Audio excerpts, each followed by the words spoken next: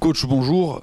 Avant d'évoquer le match de samedi, déjà un possible état des lieux de l'effectif pour savoir s'il y avait des blessés Oui. ou des suspendus. Alors, on a Joris Senati qui est suspendu. On a Franck Magri qui est absent. Euh, on est sur le fil depuis un moment avec Franck. On l'a fait reprendre pour qu'il soit opérationnel sur les matchs, puisqu'il avait un problème au tendon d'Achille. Et la douleur s'est réveillée à nouveau cette semaine. Hier, son tendon un peu gonflé. Alors ce matin, ça allait un peu mieux, mais on va pas prendre de risque aujourd'hui. Et on a une incertitude concernant Benji, qui s'est fait qui s'est fait marcher sur le pied ce matin à la séance, sur une séance de jeu. Et voilà, on prendra la décision. Il va faire des soins cet après-midi. On prendra la décision cet après-midi. Mais il y a quand même une incertitude autour de lui. Après le reste, tout le monde est là. Vous allez aborder ce match dans une toute autre configuration, le maintien est en poche. Qu'est-ce que vous avez dit un peu à vos joueurs pour les motiver peut-être?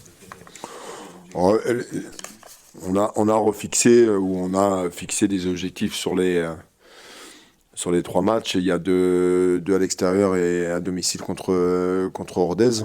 Alors on n'a pas fixé des objectifs sur l'aspect comptable. Mais déjà, le premier objectif par rapport à Sochaux, on a réussi pratiquement tous nos matchs contre les équipes du top 5. Donc il serait dommage pour un problème de comportement ou d'attitude de laisser ou de ne pas être dans la compétition. Donc ça, c'est juste pas possible. Après, il y a le respect du championnat, il y a l'adversité par rapport aux autres équipes. On a vu qu'ils attendaient 15 000 personnes au match. Donc déjà, ça, c'est une bonne chose. Donc voilà. Et puis, il y a un aspect, comme je leur ai dit quand je suis arrivé, que je pensais qu'on avait les moyens de finir entre la 8e et la 12e place. Et qu'aujourd'hui, ça doit être un objectif sur le collectif. Donc, je voudrais bien dépasser la barre des 46 points. Ce serait une bonne chose. Et pourquoi pas aller mieux, faire mieux. Il reste 3 matchs à jouer face à 3 adversaires totalement différents, aux enjeux différents. Une équipe qui joue la montée, une équipe qui joue la survie, une équipe qui joue plus rien. Comment on aborde une série comme ça ?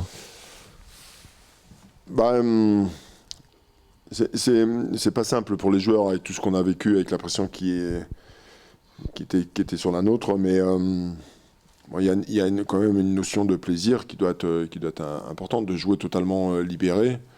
Alors après, il faut toujours être vigilant par rapport à ce mot libéré, parce qu'entre faire n'importe quoi, parce qu'on joue libéré, et de respecter le collectif, l'ossature de l'équipe.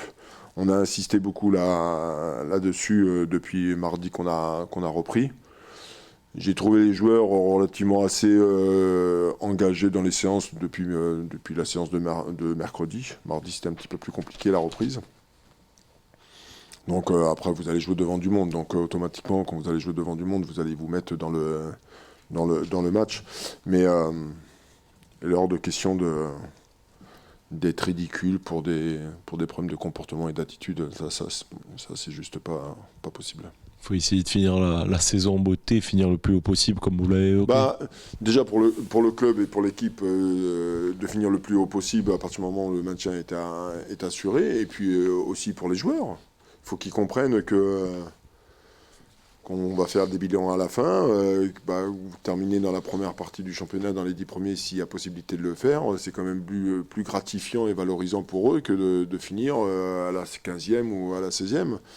Donc voilà, c'est une volonté de leur part aussi, de vouloir bien faire et de bien terminer. En fait, ça leur appartient beaucoup quand même. Malgré que on est derrière eux et que je suis derrière eux, mais il y a des choses qui leur appartiennent là, sur cette notion de plaisir et cette notion de vouloir aller le plus haut possible. Surtout que le Sporting revient de très loin. Oui, il revient de très loin. Après, l'objectif a été réalisé, mais encore une fois, il faut jamais oublier ce qui s'est passé et le passé. il y a eu des week-ends et des semaines relativement assez compliqués dans l'attente d'une victoire, de se dégager un peu de ce classement et de jouer ce maintien. Moi, j'oublie pas ça. Il faut jamais négliger le passé, la tension qu'il y avait, la pression qu'il y avait autour de l'équipe. On prenait des points, on avançait doucement, mais donc ce serait dommage de... Ah, maintenant qu'on est libéré de ce maintien, vous arrivez à vous projeter dans l'avenir, c'est-à-dire pour la saison prochaine? Vous avez déjà des projets, même si on ne va pas les dévoiler, mais vous avez déjà mis en place des points précis? On avait décidé avec la direction, juste après le match, de se laisser le week-end tranquille et de l'apprécier. Et depuis lundi, on passe beaucoup de temps ensemble au téléphone à discuter de la saison prochaine, sur les infrastructures, sur l'effectif, il y a tellement de choses à faire, la structure du club. Voilà, on discute un peu de tout pour améliorer les choses et de faire progresser les choses. Donc même si on avait anticipé des discussions auparavant, parce que il fallait prévoir tous les scénarios, hein, le maintien, les barrages, éventuellement une descente. Donc on avait anticipé un peu tout ça dans les discussions. Donc la préparation d'avant-saison sur un stage, les matchs amicaux, voilà. Donc il y avait un travail de fait déjà. Donc là, il va s'accélérer parce qu'on est maintenu. Donc il nous faut des confirmations, par exemple, sur le début de stage et sur les matchs amicaux. Mais oui, maintenant, on y travaille, effectivement.